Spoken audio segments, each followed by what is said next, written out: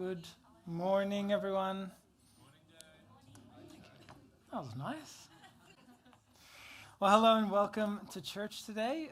My name is Jade, and we are continuing in our series in Luke's Gospel. But before we look at our passage, I'm looking out at you and I'm wondering, what kind of person are you when it comes to obeying the law? Now, let me explain what I mean. I've noticed coming to Australia that there is a law for everything under the sun here. Back in Lebanon, we do have some laws, mostly suggestions.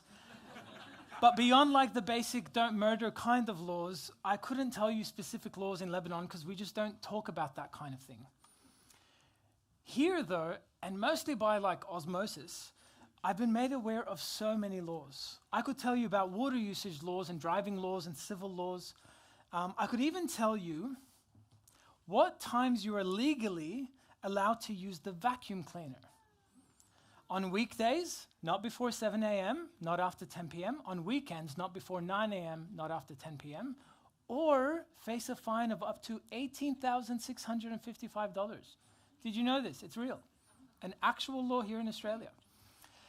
So with laws being such a big topic here in Australia, I feel like I've seen at least a couple of different ways people have come to view laws and to interact with laws.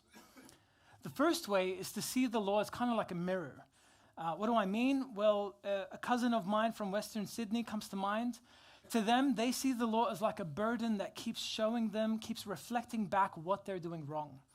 They unfortunately frequently break laws, not in like major ways, but because they just don't really think about it or know what it says. I think they believe that they're doing the right thing in the moment, or at least the neutral thing in the moment, only later to find out that they weren't, and they've lost their license for another year. So the law to them frequently, it kind of comes as a surprise to their like confident ignorance of the law. It's a mirror that shows them that they're making a mistake. If the mirror wasn't there, if the law wasn't there, they probably wouldn't know. They probably wouldn't even realize that there's a problem driving 100 in a 40K school zone. Every time they get a fine, it's like a moment of realization, and then they say something like, all right, from now on, I'll be more careful. I won't drive my car without a valid rego. Or from now on, I'm going to pay my tax bill within the decade that it was due. So to them, the law is a mirror, it's burdensome, it keeps reminding them, it keeps showing them that they're doing something wrong. Now, another way I've seen people interact with the law is that they view it as more like a leash. Now, this is someone that usually doesn't break the law, but that's because that they're so scared of getting in trouble. They always drive at least 5 kilometers under the speed limit. They never collect more than 7 shells on Maroubra Beach. They always put the shopping trolley back into the designated spot. Woolies, Aldi, Coles, want to separate those. They don't want to get in trouble, and so they do everything that they can to obey the law. And in Australia, guys, that's a feat. They even make up some of their own laws so that they don't get close to the line of breaking the law. So the speed limit's 50, I'll drive 45, that's my speed limit. In an ideal world, they probably do wish that they could just live however they wanted. But they can't, because the laws exist and they're scared of the punishments. So to them, they see the law as a leash, as a barrier that keeps them in line. It stops them from doing what they actually want in fear of repercussions. What about you? Do you see laws as a mirror or a leash? I wonder if you resonate more closely with either of these examples, or maybe it just depends on the situation. Are laws a burden that keeps showing you how you're failing, or are they a threat that keeps you in line? Now, this struggle with understanding the function of laws and how we're supposed to interact with them, it isn't a new one. Ever since we've had governments and authorities, kings and queens, even probably since the Garden of Eden, we've struggled with any limitations that are put on our desires and our wills. This struggle is ultimately the case because we don't fully understand the purpose of the law. Laws are supposed to be rules and regulations that help people live well in community and help society to thrive. Sometimes we don't understand it because it's contradictory to what we want. Sometimes we don't understand it because governments can make bad laws. Now, while our passage today isn't about imperfect governmental laws, it is about God's perfect law. It is about how the religious authorities at the time had been interacting with God's law for themselves, but also how they had been teaching and weaponizing God's law. And from these 2 points, how they personally interacted with God's law and how they were teaching it, we see the kind of society that had developed. A judgmental, authoritarian community that suffered under the heavy burden of what was supposed to be a blessing. God's perfect law was given to Moses, and in the rest of the Old Testament was supposed to be a sign of relationship between God and his people. What we're going to see in this passage is that the Pharisees, the experts in the law, they viewed and they taught God's law as a leash. But more than that, they weaponized it, they used it to elevate themselves and to control other people. We have a challenging passage, as Amy read out for us. It's a really long one, so we won't be able to get through it all. But let's jump in. We'll spend our time together in 3 parts. First, we'll see Jesus push into the core issue of the day, seeing God's law as a leash. Then he uses the damage that this kind of thinking was doing to people. And finally, we'll think about how all this comes together.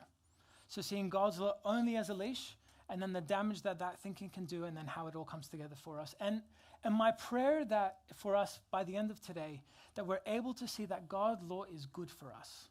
And as we understand it better, we're able to live it out better, and we're able to share it confidently with other people. So let's jump in. Starting with the core issue, we see that in verse 37, Jesus is invited to a meal by a Pharisee. Now, this invitation was probably a trap to get Jesus in trouble. Trying to trap Jesus was kind of the thing that Pharisees like doing. And we've seen it before in Luke. We've seen it in other Gospels. We actually see at the end of our passage, as Amy read out for us, verses 53 and 54, they try to trap him again. And so Jesus goes to this meal aware of their intentions. The trap has been laid. Now, I don't know about you, but if this was me, I'm going to try not to fall into the trap. I'm walking in like, peace be to you, peace be to you. I love how good was synagogue last night. Like I'm being extra vigilant, not to step on anyone's toes. Thankfully, it wasn't me. Jesus does something very different, and he actually does the exact opposite. He walks in, he goes straight to the table, he sits down ready to eat. And by doing this, Jesus has done something very intentional that we might have missed if we didn't have the next verse. But the Pharisee was surprised when he noticed that Jesus did not first wash before the meal. So what's going on here? Does Jesus not know about germs? Has he not seen New South Wales Health 6 Steps 20-second good hand washing hygiene illustration? Or is there something else going on? Now, to understand this a bit more, turn with me to the Gospel of Mark, chapter 7, where this washing of hands issue also comes up, but we see it fleshed out a bit more. So the Pharisees and some of the teachers of the law who had come from Jerusalem gathered around Jesus and saw some of his disciples eating food with hands that were defiled, that is, unwashed. Now, what does this mean? The Pharisees and all the Jews do not eat unless they give their hands a ceremonial washing, holding to the tradition of the elders, and they observe many other traditions such as the washing of cups, pitchers, and kettles. So what we're reading about here is not simple hygiene. They aren't talking about basic hand washing with soap or using dish soap to wash cups and stuff like that. The Pharisees and the teachers of the law in Mark 7 and in Luke 11, our passage for today, are up in arms because Jesus and his disciples aren't fulfilling a ceremonial washing, a ritual washing. And notice, it's holding to the tradition of the elders. So this isn't a biblical command from the Old Testament. This is something that they've made up as part of their own traditions. So going back to the 2 ways of viewing the law, the Pharisees are viewing the God's perfect law only as a leash. You see in God's law, there were commands about washing. They were actually there. But they functioned in very specific circumstances and as symbols to greater things. An example of that, Jesus will refer to it in a moment, is what happens to people when they come in contact with dead bodies. We won't go into it fully, but God had outlined in the Old Testament, and you can see this in Numbers 13, among other passages, the ceremonial washing if someone were to come into contact with the body, with a dead body. But the question then we're left with is, why did they expect Jesus to perform a washing at that moment? Well, what happened was over time, the people that claimed to follow the Old Testament scriptures faithfully, the Pharisees and the experts in the law, they developed what we call fence laws. Instead of just obeying God's law as God put it, in their ignorance of God's intention and God's good character and fear of punishment, and with the added benefit of separating themselves as better than everyone else, they added laws to protect themselves from even getting close to the line of God's law. Essentially, they were trying to be holier than God. So, for example, instead of performing a ceremonial cleansing when necessary, they performed it every time they came to a meal. They understood the purpose of the law as this external religious act show thing that would separate them and that would elevate them above all those other unclean people who didn't participate in these same rituals. As an example, let me explain it in our terms today. So let's say our goal is for roads to be safer. And so our specific road, in this specific road, we've decided, all right, 50 kilometers an hour, that's going to make our roads safer. A fence law is when someone comes in and says, I don't want to break that 50 kilometers an hour law, so I'm going to make a new law. I'm going to say 47 kilometers an hour is actually the new law. And then moving on from that, someone else comes and says, but I don't actually want to break the 47 kilometers an hour law, so I'm going to go ahead and I'm going to go to the 45 kilometers an hour law. And then someone else, you get the point, 40 kilometers an hour. So in this way of thinking, not only have they made all these extra laws, they drive at 40 and they're expecting everyone else to drive at 40 in a 50 kilometer an hour zone, forgetting that the purpose of the limit is for safer roads and not to assuage their fear of punishment or to virtue signal to everyone else that they are safer drivers. Notice that with every fence, the actual purpose and the law becomes blurrier and fades out. Now, going back to our passage, because of all the fences that were put up by the Pharisees and the experts of the law, your everyday Jewish person, they just lost sight of the actual law because they couldn't see through all the fences.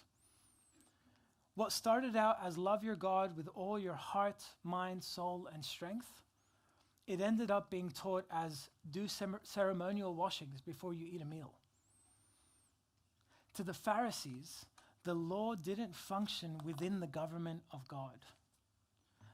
It wasn't the method with which God communicated to his people the proper way to engage with him and with each other. It wasn't a sign that God loved them and so communicated how his people might do this miraculous task of approaching the holy and mighty and all-powerful God. No. To the Pharisees, it was their way of separating themselves from everyone else and condemning everyone else while lifting themselves up. This is Jesus' response after the Pharisee was shocked that he didn't perform the ceremonial washing. Then the Lord said to him, "Now then, you Pharisees clean the outside of the cup and dish, but inside you are full of greed and wickedness, you foolish people. Did not the one who made the outside make the inside also?" This is the core issue. The Pharisees have spent their time doing all this ceremonial cleansing, washing the outside of the cup and the dish, adding all these fences, but they have not taken care of washing the inside. They have completely missed the purpose of the law, that the external washing should be a reflection of an internal cleansing. He says that though their hands may be physically clean, their hearts are not. Now, in this specific case with the Pharisees, he explains that their hearts are full of greed and wickedness, and so in the next verse, he tells them what they need to do to be clean on the inside, not just look like they're clean on the outside. He says that in order to deal with their greedy hearts, they need to focus on generosity to the poor. That would be a better application of the law, not some ceremonial water sprinkling. Reformer John Calvin, he put it like this. He said, "For what could be more vain or frivolous for people than to wipe away their own impurities by sprinkling themselves with water?" In other words, how useless is it for people to think that they can wipe away their sin by removing physical dirt off their bodies or even being dunked in some water? He continues, the whole legal worship, if considered by itself apart from the types and shadows of corresponding truth, or in other words, so doing these rituals, these ceremonies, these things that look like God's law, if you do these things without the true meaning of these things in place, they're a mockery. God did not instruct sacrifice in order that he might occupy his worshippers with earthly exercises, but rather that he might raise their minds to something higher. God doesn't tell us to cleanse, for example, because we need more things to do to fill our time on earth. He tells us because of how limited we are, he graciously gives us a physical representation that can help us keep our eyes on the eternal truths. A great example of this is the Lord's Supper, which we will participate in together in just a little bit, and I'll talk a bit about that later on. But what Calvin is saying here is that if you take away the truths that are supposed to accompany these external expressions, then the whole activity becomes useless. Imagine now, I got a cake up here and I put some candles and I lit them and I started happy birthday and we started singing together, but it wasn't anyone's birthday. What would we be doing? The reason why the cake and the candles and the song mean anything is because they point to something greater. A year of life for the person that we're celebrating. A year of God's provision and sustenance that we can thank God for as we celebrate using an agreed upon method, the ceremonious cake and the song. So it's not that they have no meaning, it's that they have great meaning in context. The Pharisees completely missed this. They missed the internal heart work that was supposed to be expressed through external means. And with this, Jesus has set the principle that he will then unpack across the 6 woes, or the 6 warnings and judgments in the following verses. Now, we don't have time to go through all 6 of them, but we'll try to hit a bunch of them. So we've seen the core issue, seeing God's law as only a leash. Let's see what happens when people live as if God's law was only a leash. Woe to you, Pharisees, because you give God 1/10 of your mint, your rue, and all other kinds of garden herbs, but you neglect justice and the love of God. You should have practiced the latter without leaving the former undone. This is a continuation of the greed and wickedness in their hearts that Jesus pointed out in the previous verses. And there are 2 things I want us to pause on. The first is what they're neglecting. They neglect justice and they neglect the love of God. What's interesting and ironic is that the law demanded tithing because the tithes were to go to those who serve in the temple and to the poor. And so tithing was supposed to mark your love of God and your concern for the needy. But Jesus says that though they were tithing, instead of it coming from an internal desire to love and obey God, they had flipped it on its head. They made it into a show. They had set up a grand show of their tithing to the point of ridiculousness. While they were technically doing the right thing when they gave 1/10 of every garden herb, they stretched the show to ridiculousness when they tithe things like rue. Now, I had no idea what rue is, but I found out rue is a very annoying and kind of out of control weed. Not weed like marijuana, weed like the things that grow wildly that you're trying to get rid of. I mean, get rid of marijuana too, but that's not what you know what I'm saying. So the first thing I want you to notice is that though they're going through the correct motions, they do it for their own vanity. The second thing I want us to notice is that Jesus doesn't get rid of the tithe. He actually does the opposite. He said, you should have practiced the latter without leaving the former undone. In this case, they should have loved God and been concerned about justice and so been moved by the love of God and justice that moved them to tithe, that moved them to give. The external is not unimportant. It's just secondary and is frequently achieved properly by working on the internal. You can wash the outside of the cup without touching the inside. It is nearly impossible to wash the inside of the cup without the outside being mostly cleaned. So the Pharisees didn't offer up tithes in concern for justice or the love of God. They did it for themselves. It made them feel good. It elevated their status in the community. And just in case we weren't sure, Jesus' second woe on the Pharisees says just that. Woe to you Pharisees, because you love the most important seats in the synagogues and respectful greetings in the marketplaces. The Pharisees loved the show and the pomp of their religious power. Sitting in the front row of the synagogue, clearly not an issue at Grey City.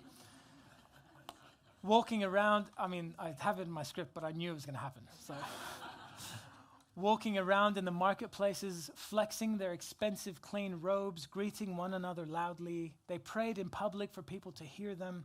They tithed to the last mint leaf so people could see them. They even had the luxury of using water for the washing ritual every time a meal or a snack was had. It's not like people had running water at the time. Someone had to go to the well to get that water. They were the celebrities of their day. People looked up to them as models of faithful followers of God. And the people, the poor, the destitute, the middle class, the broken, even the rich, they all tried to live like them. But no one could match the religiosity of the Pharisees. And so Jesus comes in with his final woe, his final blow to the Pharisees. He says, "Woe to you, because you are like unmarked graves, which people walk over without knowing it." They are like the walking dead in a society where dead people make everyone else unclean. But they look fresh and they look alive. They are unmarked graves. They look innocent and clean, but underneath there is only death. People are coming in contact. People are trying to emulate these supposed faithful followers of God. And instead of being cleansed by God's love, they were defiled by the empty, legalistic tragedy that had become the teachings about God and his law in that day.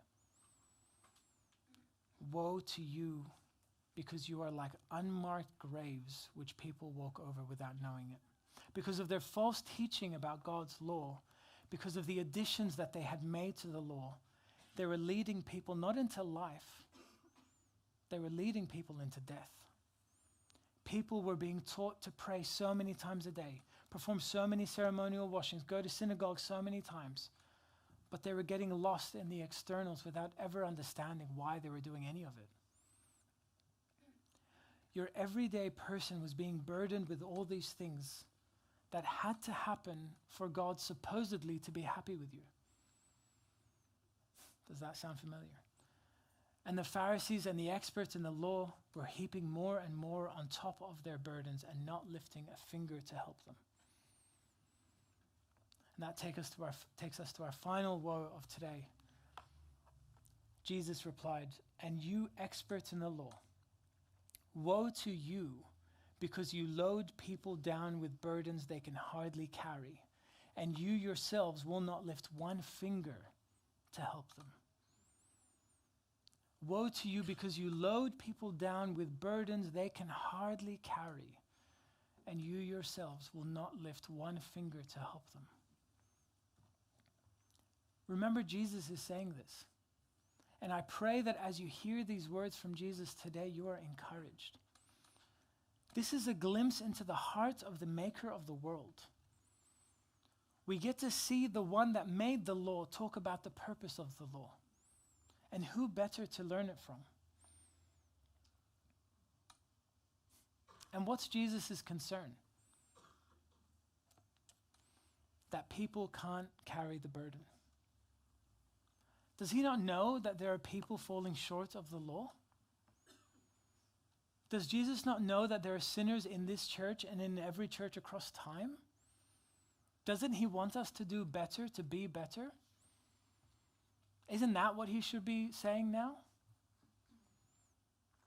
Well, yes, and kind of. Yes, in the sense that verse 42 had said it, where he said, "You should have practiced the latter without leaving the former undone." You should obey God's law. Definitely, that's what we should be doing. But also kind of. Kind of in the sense that he knows that we will never be able to do that perfectly. You see, when you only view God's law as a leash, you end up with a society suffocating under the weight of burden. You will end up with fearful people who are trying to tick boxes, and you will always end up that way. We've seen it across time, across religions, across governments, across authoritarian, democratic, dictatorship, communist, it doesn't matter. But do you know why? Because we can't live up to the law. Now, maybe we can go a whole lifetime without getting a speeding ticket. Clearly not me, but other people. Or maybe we can go a whole lifetime without committing any legal criminal offense. Maybe it is in some way possible in some countries to live up to most of your local government laws. But it is impossible for us to live up to God's perfect law, because it is impossible for us to be perfectly holy, perfectly good, perfectly faithful. When we talk about God's law, we are essentially talking about the way God made things. We are talking about everything being in its right place and functioning in the way that God intended it to. As we look around us today at the world, all of creation is groaning for things to be better. Every human, every nation, the whole world is groaning under the weight of sin. And as we sit under this weight and we look at God's law, we can sometimes see it as a leash. We can sometimes see it as a mirror. And it's usually functioning as both a leash and a mirror. As we struggle with doing what is good, God's law as a leash often restrains us from living out our worst desires. It reins us in. As we're feeling burdened, God's law as a mirror shows us the true reason behind why we are burdened. Because of our sin. Because of our rebellion. But God's law wasn't given in a vacuum. It wasn't given as just a set of rules that were to be followed. It was given as a promise and as a hope. The law didn't require someone to wash themselves because the water was going to do something magical. It required it because it was lifting up people's eyes to the day when the symbol of the washing would become a reality. When instead of being washed by water, anyone who would put their trust in Christ would be washed clean by his blood that was shed on the cross. So yes, you can't live up to God's law, but there is one who could, and he did. And today he's calling you to himself. Let me close by speaking to two different groups of people that are here today. Firstly, if you're a follower of Christ, he's calling you to stop looking at God's law and stop interacting with it as a mere leash, but instead as the way of righteousness. You have been saved by grace through faith, and there is nothing that you need to do or can do to achieve or attain more of that. That's done. But now that you have been saved, live as a child of God. See his law as good and freeing. That's what we were made to do. The Apostle Paul in Ephesians chapter 2, he says, we are God's workmanship. We are his workmanship, created in Christ Jesus for good works, which God prepared beforehand that we should walk in them. That we should walk in them. It's a joy. It's a pleasure. Because I'm saved, I want to live obedient to God. It is free for me. And finally, to those who wouldn't yet call themselves Christians. Jesus told the experts in the law that they load people with heavy burdens that they cannot carry. At another time, he spoke directly to those who are weary and burdened. Now, I don't know if you realize it or not, but that describes all of us. We may be having a good day, maybe you're even having a good year, but we are weary and burdened, and the God of the universe calls us to himself to find rest. Jesus says this in Matthew 11. He says, come to me, all you who are weary and burdened, and I will give you rest. What a difference to what we saw with the teachers of the law. They're heaping on burden. But here, the maker of the world is saying, come to me, all you who are weary and burdened, and I will give you rest. Take my yoke upon you and learn from me. Look at this description. For I am gentle and humble in heart, and you will find rest for your souls. For my yoke is easy and my burden is light. Does that sound like a God that wants you to obey him out of fear of punishment? Is that the relationship that he's after? Or does it sound like he wants us to joyfully obey him and his word because we trust that his yoke is easy? And when we live in line with him, life will be better. He will give us rest, not more burdens. The world can and will offer you nothing but burdens and death, nothing but hopelessness and the pursuit of vain happiness. But I implore you today, stop trying to find in the world what you can only find in Jesus. I implore you, put your faith in Jesus as the one who can lift the weight of this burden. Come to him today. Now, as we set our passage aside this morning, I mentioned earlier that we were going to share in the Lord's Supper today. In our passage, we spent some time thinking about external practices and how they can lift our eyes up to the eternal truths. The Lord's Supper is just that. The Lord's Supper is a symbolic meal where we share in bread and wine.